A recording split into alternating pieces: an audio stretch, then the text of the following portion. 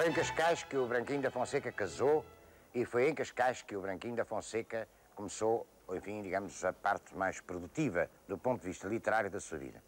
Uma vez formado, ele teve dificuldade em arranjar emprego. Começou na Nazaré e da Nazaré acabou por vir parar a Cascais como conservador do registro civil.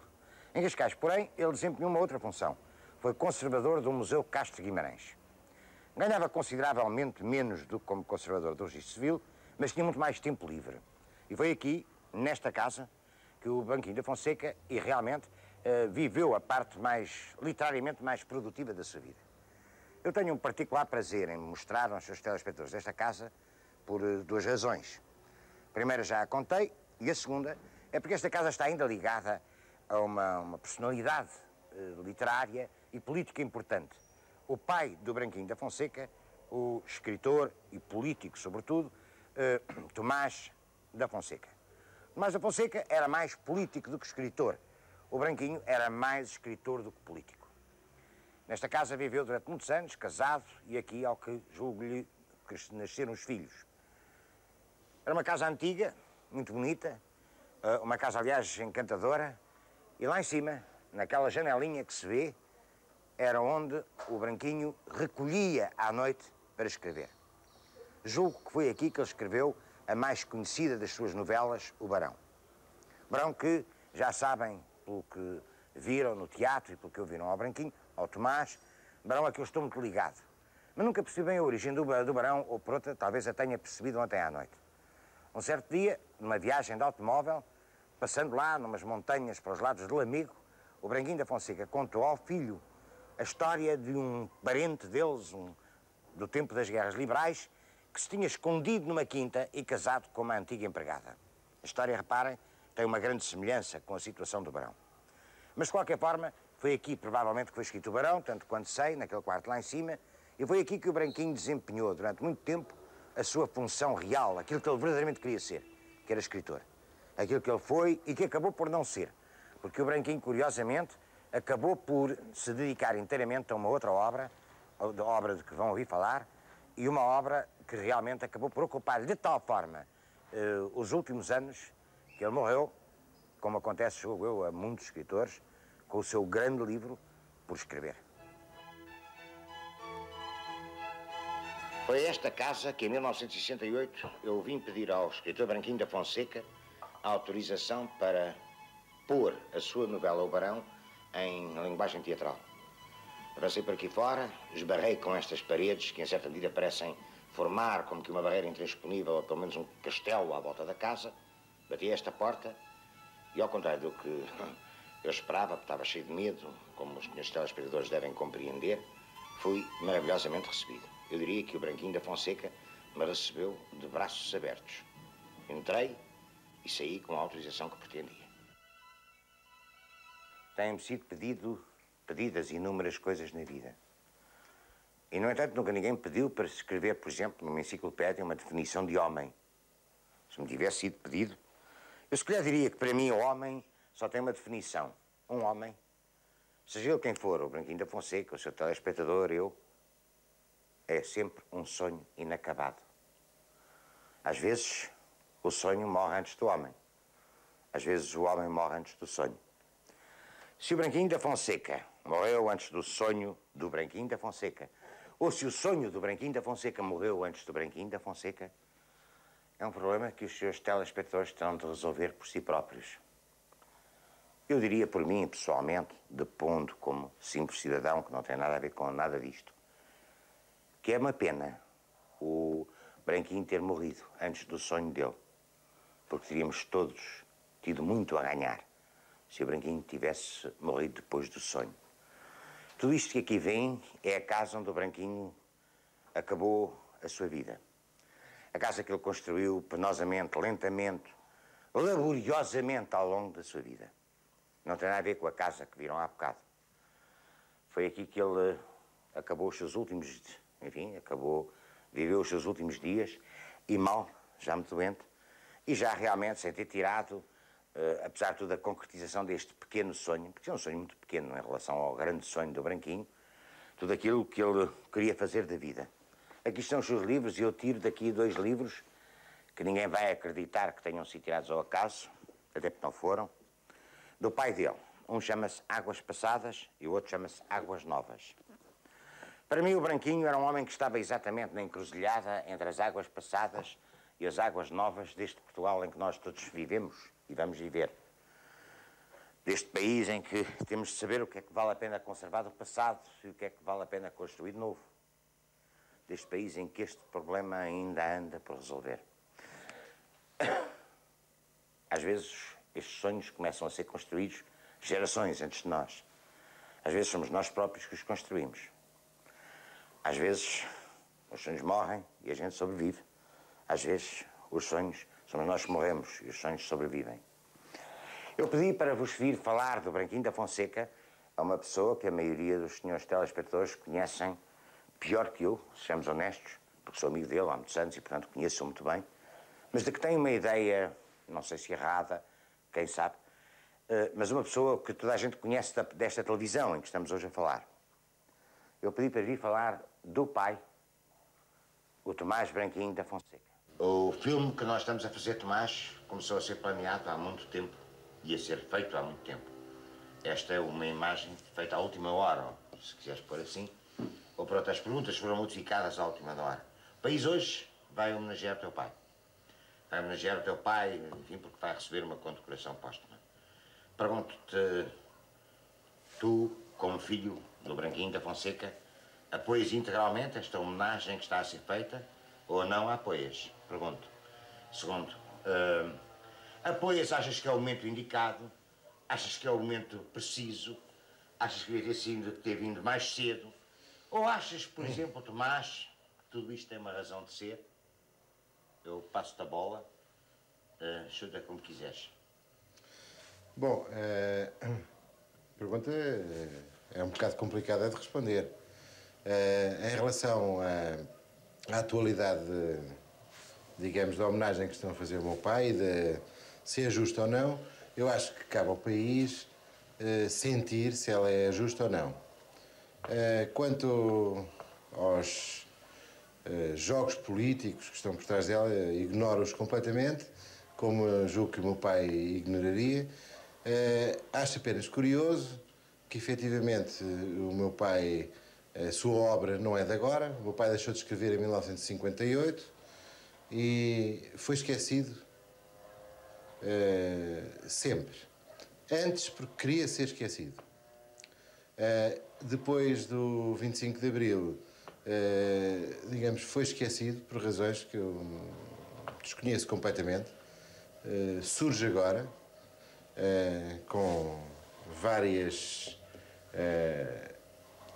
ações. Se me perguntas a mim, Luís, se eu acho que a homenagem é justa, eu acho que, como filho, devo dizer que é justa.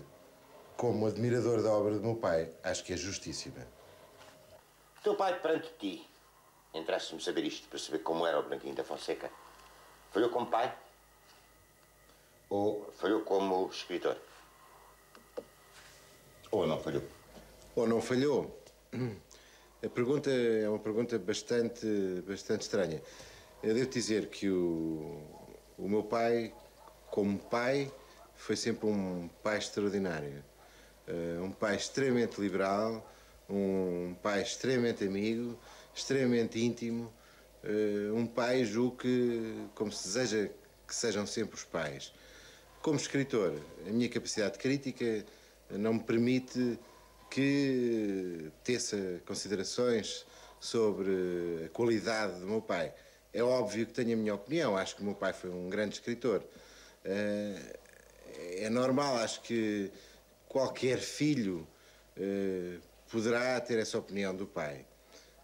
Eu comecei a ler as obras do meu pai cerca dos 14 anos e discutia-as com o meu pai, fazia-lhe perguntas e o meu pai sempre com uma enorme paciência e sempre, e acho que isso é muito importante, sempre com uma grande amizade, com uma grande proximidade e sem forçar, seja o que for, e deixando sempre a decisão a mim, explicou-me algumas coisas. Portanto, respondendo à tua pergunta concretamente, O meu pai não falhou, nem como pai, isso de maneira nenhuma, e como escritor, na minha opinião, não, e resta a opinião do público, das pessoas, das poucas pessoas que leram alguns livros do meu pai. O meu pai continua a ser um escritor praticamente desconhecido, um escritor que nunca teve qualquer espécie de promoção porque ele não a queria, não a desejava. Continua a ser, digamos, e perdoem-me a vaidade, um ilustre desconhecido. Todos nós, Tomás, de uma forma ou de outra, sabemos muito bem o que é que os nossos pais queriam de nós. Todos nós, de uma forma ou de outra, sabemos muitíssimo bem se correspondemos ou não às expectativas dos pais. E esse nosso saber é um reflexo daquilo que os pais foram, não é? Achas que, de uma forma ou de outra, de uma maneira ou de outra, tu chegaste às expectativas do pai Branquinho? Ou ele não te pressionou, ou ele te libertou e te disse, sei o que tu quiseres, Tomás, e segue o teu caminho? Bom, há uma coisa que eu gostava que ficasse perfeitamente claro. O meu pai foi sempre um pai atuante. Aconselhou-me sempre que necessário. E, portanto, respondendo à tua pergunta, Luís, eu acho que eu, de algum modo, correspondo àquilo que o meu pai queria que eu fosse. O meu pai deu-me liberdade para eu escolher. O meu pai não me disse, Tomás, tu vais aparecer na prata da casa. Até porque já não era vivo nessa altura. Quem disse isso foi o Carlos Cruz, e o Carlos Cruz, se calhar, vai dizer para eu chamar pai a outro. O meu pai foi sempre uma pessoa extremamente liberal. Deu-me liberdade, deu escolher o meu caminho. Eu escolhi um caminho completamente diferente daquele que o meu pai trilhou.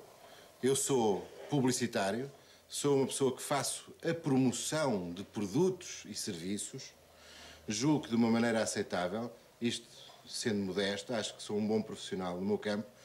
O meu pai era, efetivamente, uma pessoa, como já foi frisado anteriormente, incapaz de se autopromover.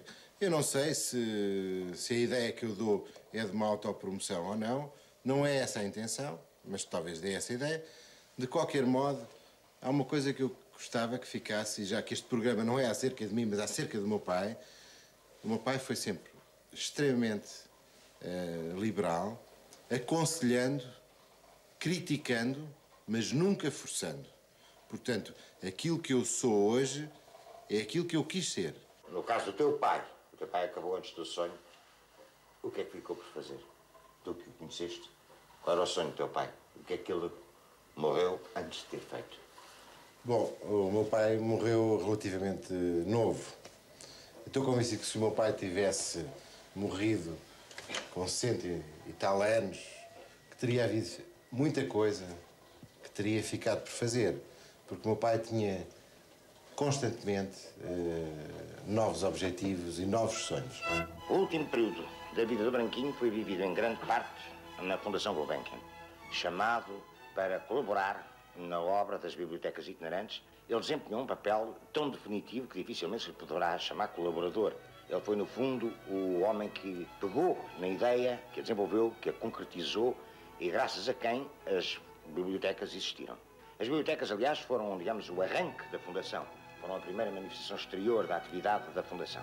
E se é certo que a vida do Branquinho na Fundação passou a ter uma estabilidade e, em certa medida, até, digamos, uma abertura económica que até aí não tinha tido, é igualmente certo que, em certa medida, o impediu de ser aquilo que ele queria sempre ser, um escritor. E o Branquinho dedicou-se de tal forma às bibliotecas itinerantes, entregou-se tão apaixonadamente ao seu novo trabalho, que praticamente, no dia em que transpôs para entrar na Fundação, as portas da Fundação Gulbenkian, saiu de vez do seu gabinete de escritor. Não voltou a escrever. Positivo, negativo, não me compete a mim fazer juízos. Sei, por um lado, que como pessoa foi consideravelmente mais feliz do que tinha sido até aí pela paixão e pelo amor que pôs à sua obra. Sei, por outro lado, que a literatura portuguesa se empobreceu um pouco, na medida em que o Branquinho, quando morreu, tinha ainda muito, muito para dar e que não deu. O Sr. Manuel Jesus Gonçalves, que mora na aldeia do Juso, trabalhou na casa do Branquinho da Fonseca, de quem era amigo e com quem teve muito contacto. O Manuel Jesus Gonçalves lembra-se de como é que era, lembra-se perfeitamente do Branquinho. Lembra-se que, na sua opinião, assim, que espécie de pessoa era ele? Era uma pessoa...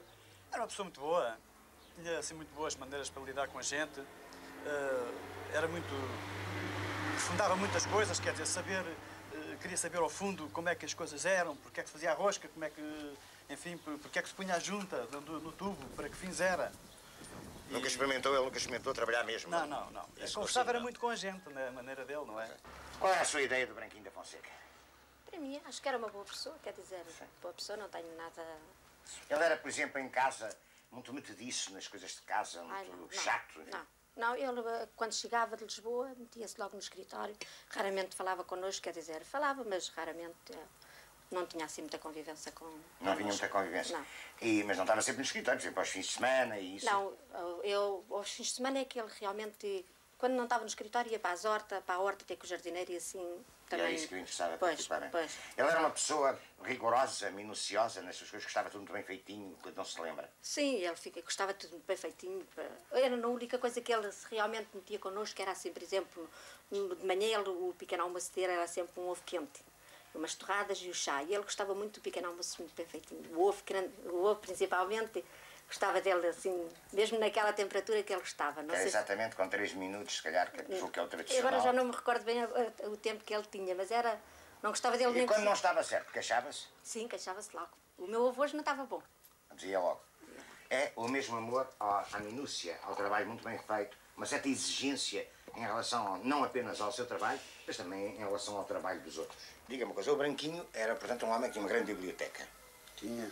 E foi você que construiu mais ou menos as estantes e tal? Sim, construí com a ajuda dele e com ele. Ele era uma pessoa que até gostava mesmo de trabalhar de carpinteiro, fazia tudo para dar ao pé de mim, para trabalhar de carpinteiro, para cortar. Ele era uma pessoa que se dedicava mesmo a tudo. O Branquinho cortava madeira, serrava, fazia coisas? Serrava. Gostava-lhe muito, era a única coisa que ele dizia, era que o serrote, que tem os dentes ao contrário, ter os dentes ao contrário, que nunca andava para a frente. Estes serrotes têm completamente os dentes ao contrário. E ele custa a empurrar, isto tem que se empurrar muito leve. E era a coisa que ele dizia que mais lhe gostava era serrar. Planar ou qualquer outra coisa com plana, pois era fácil. Mas fazia isso assim durante 2 minutos, estilo de gracinha, ou fazia isso assim mais tempo e tal? Não, ele gostava mesmo. Ele era capaz de estar aí talvez durante, por exemplo, no fim de semana, 2 horas, quer dizer, ou ao sábado ou ao domingo, 2 horas nisso, a entreter-se ali para ver-me trabalhar, que ele gostava imenso de ver trabalhar de carpinteiro, ou a trabalhar, pois ele não tinha grandes conhecimentos, tinha que perguntar, não é? Mas ele gostava. Você, às vezes, tinha um nível cultural mais alto do que ele. Ui! Agora diga uma coisa, você quando passava... eu tinha aspecto assim, desculpa. Ele não sabia, você sabia. Mas isso não, sobre o trabalho, sobre a cultura dele, não. Cada um tem que ser bom naquilo que é. Não é? Olha, o Rodrigo diz uma coisa, ele depois passeava na casa, no jardim, falava com toda a gente, era um homem... Falava, sim, senhor, com toda a gente, falava com o jardineiro, falava com o caseiro, falava com o homem que ia lá tratar das árvores, ele gostava imenso de tratar das árvores e ver tratar. Ele tem lá umas laranjeiras, que ainda lá devem estar hoje, que era a coisa que ele mais adorava, era andar debaixo das árvores, a tratar das laranjeiras, a ver, progredir as árvores, as relvas, aquilo tudo quanto ele lá tinha. Adorava a piscina, adorava tudo quanto tinha lá. Uma nova faceta do Branquinho da Fonseca. Era um homem que não vivia num isolamento intelectual total, era um homem que realmente se dedicava ao trabalho manual, que se apaixonava por todas as coisas, pelas árvores, pelo jardim, pelo próprio trabalho que faziam em casa dele. E eu vou acabar, e aliás eu considero uma faceta extremamente importante. Vou perguntar ao Rodrigo isto. Rodrigo, tem saudades do Branquinho? Tenho. Era um bom amigo? Sim. Os senhores telespectadores, o Branquinho deixou saudades a muita gente. Natural de Mortágua, educado em Coimbra, o Branquinho da Fonseca acabou aqui, nesta Cascais, de que ele gostava muito, a sua vida. Ou, mais propriamente, acabou na Malveira da Serra, ao pé de Cascais. Não era propriamente o que se chama um homem do mar, nunca foi. E, no entanto, nos seus primeiros trabalhos literários, e muitas coisas suas que ficaram inéditas, há uma presença do mar. É uma presença que não é uma constante e, a mim, eu diria pelo menos que o mar não foi importante na vida do Branquinho. Eu tenho uma certa preocupação no decorrer destes filmes em dar o aspecto humano, o aspecto da vida de cada pessoa tratada por variedíssimas razões. E muito particularmente no caso de um escritor, porque as pessoas tendem a pensar que o escritor é um homem que vive rodeado de livros num gabinete. Há uma espécie de uma impressão de que o escritor é um homem de gabinete. E eu diria que se há um homem que não é de gabinete, mas da vida, é precisamente o escritor. Os livros valem na medida em que eles refletem a vida. E para que haja vida, é preciso que o escritor a viva. Como era o Branquinho na vida real. Um homem do movimento da presença, e as pessoas veem-no diretor das bibliotecas da Gulbenkian, um senhor sisudo, sério, grave, respeitável. Quando o Branquinho vivia aqui em Cascais com os 2 filhos, ainda pequenos, como em todas as famílias, a mãe fazia bolos, assim uns bolos muito grandes, que depois, talvez por conhecer os filhos, o Tomás é um bom exemplo de um rapaz bem alimentado, escondia os bolos na despensa. E para ter a certeza de que o Tomás e a irmã não descobriam os bolos, escondia a chave. Basta a passadeira, debaixo de um assento, uma cadeira, sei lá. Um dos grandes divertimentos do Branquinho era quando chegava à casa e sabia que a mulher tinha feito bolos para comer ao chá com as suas amigas, formava um grupo com os filhos e aí andavam os 3 para casa fora à procura da chave que a mãe tinha escondida. E quando descobriam a chave, abriam a despensa e comiam integralmente o bolo, não deixando sequer uma migalha para as amigas da mãe. Como veem, não era propriamente o que se chama um homem sisudo, grave. Aquela ideia que se tem do escritor é a ideia de confundir o escritor com o senhor doutor, o senhor dos livros, das canetas, dos gabinetes. E eu insisto, o escritor é sempre e acima de tudo um homem de vida, um homem da vida. E os seus livros e a sua obra valem na medida em que refletem a vida. Aqui fica mais uma história que os ajudará a compreender o que era o Branquinho da Fonseca. Foi neste teatro que em junho de 1968, vai agora para 13 anos, eu vivi uma das experiências mais curiosas da minha vida. Como já tive a ocasião de dizer aos seus telespectadores, em casa do escritor Branquinho da Fonseca, eu propus-me traduzir para a linguagem teatral a novela O Barão. E o Vasco Morgado proporcionou-me uma imensidade de coisas. Primeiro, a possibilidade de o fazer. Segundo, uma companhia invulgar, de que faziam parte, entre outros, o Rogério Paulo, a Eunice Munhoz, o Rui de Carvalho e até, curiosamente, o próprio Vasco Morgado Júnior, hoje empresário da empresa, que também atuou, e devo dizer que muito bem, nessa peça. Os seus telespectadores não sabem bem o que é a aventura espantosa de montar uma peça. Jorge, vou-te pedir que abras o pano. Devo dizer que o Jorge, como o Rodrigues, como toda a gente que trabalha neste teatro, somos todos velhos amigos. Todos trabalhamos muitos anos nestes palcos e todos temos, portanto, uma amizade muito grande. E é por isso que eu digo ao Jorge, é neste sentido, conhecemos há tantos anos. Eu vou pedir aos seus espectadores que fechem os olhos e que imaginem uma coisa que provavelmente nunca imaginaram. Façam de conta que este cenário, neste momento, faz parte integrante de uma peça que o Raul Solnado tem aqui em cena, não existe. Imaginem que este palco está completamente vazio. Imaginem que da teia pende uma única lâmpada, a lâmpada de ensaio. Imaginem que há uma mesa quase grotesca a cair, à volta do qual estão todos os atores que vão representar uma peça. E não há mais nada, senhores espectadores. Não há um cenário, uma pintura, uma luz, não há nada. E isto é que é a maravilha do teatro. É que a gente, do nada, passado tempo, tem aqui uma peça que faz rir, que faz pensar e que faz chorar. Estávamos todos aqui. E o Branquinho da Fonseca, como aliás é do uso e da tradição do teatro, veio assistir à leitura à primeira leitura da sua peça. Entrou por aqui, parece-me que estou a vê-lo, baixinho, muito tímido, quase aflito. O Branquinho era uma pessoa que nas suas relações sociais, como que andava a pedir desculpa de ter feito as coisas. Entrou, sentou-se, quase todos os atores da companhia o conheciam, começámos a conversar e a certa altura começámos a ler a peça. Várias vezes eu perguntei ao Branquinho, acha que os personagens são assim, seus espectadores? Não havia aqui nada. Uma escuridão total, uma vaga luz, nós e um texto. E ele dizia, siga, siga, siga. Todos os atores da minha companhia, conservámos pelo Branquinho uma grande amizade e uma grande ternura. Era um homem com tanto respeito pelo próximo que nem sequer a interpretação do ator intervinha, senão para dizer, e se fizesse assim? Mesmo isso parece-me que eu terá feito 2 vezes. E a peça foi crescendo. O João Vieira fez os cenários. O maestro Fernando Lopes Graça fez a música. Rodrigues, Jorge, toda a gente. Foi construindo penosamente tudo aquilo que era essencial à peça. Um dia surgiram as luzes. Um dia surgiu o som. Um dia surgiu o guarda-roupa. Um dia surgiu a peça. E não tínhamos autorização da censura para pôr a peça. Mas o Vasco Morgado, que era teimoso, não entendendo a razão de ser porque é que proibiam o Barão, insistiu na convicção no dia em que a censura cá viesse, que deixava passar a peça. Porque a peça realmente não tinha nada de político no sentido imediato, enfim, da palavra. E é claro que as coisas não correram exatamente como nós esperávamos. E um dia, finalmente, fizemos um ensaio geral. Um ensaio geral a que veio muita gente. E a que veio também o Branquinho da Fonseca. Lembro-me perfeitamente, como se fosse hoje, que o Branquinho da Fonseca estava sentado naquela cadeira. Estava o Branquinho, estava a mulher do Branquinho e estava o Tomás. Não posso esconder que foi realmente um resultado notável. Toda a gente que aqui estava quase que levantou-se, pôs-se em pé em cima das cadeiras, aplaudindo o longo e penoso trabalho que nós todos tínhamos feito. Nisso, Rogério, Tomás, que já morreu, o Luís Pinhão, enfim, o trabalho de todos nós. E a censura continuou a não dar autorização para o espetáculo ter lugar. Então nós demos uma série de ensaios gerais, julgo que 6. Convidámos todos os nossos amigos, todas as nossas famílias, todas as pessoas que nós julgávamos que iam gostar da peça. E este teatro começou-se a encher, encher, encher, encher. E à quarta noite não havia um lugar vago.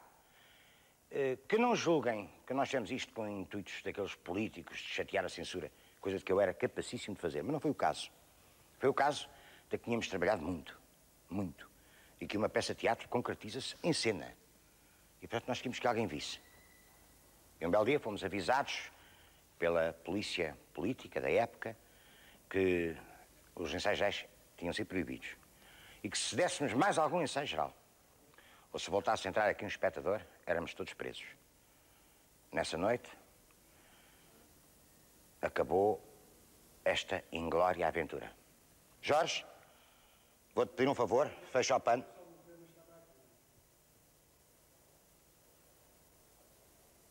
Uma inglória aventura que me deixou do Branquinho da Fonseca uma mais do que grata recordação.